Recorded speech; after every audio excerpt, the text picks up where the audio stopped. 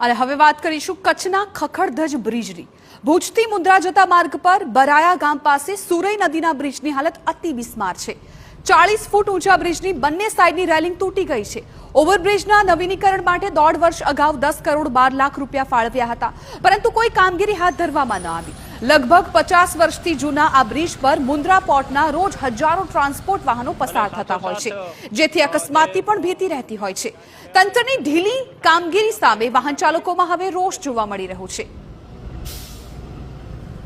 અહીં લોકો જે પસાર થઈ રહ્યા છે એ ખરેખર પોતાના જીવને જોખમે પસાર થઈ રહ્યા છે અને અહીં પણ ગંભીરા પુલ જેવી ગમે ત્યારે ઘટના સર્જાઈ શકે છે એની દહેશત તમામ અહીં જતા પ્રવાસીઓ અને રાહદારીઓને રહે છે।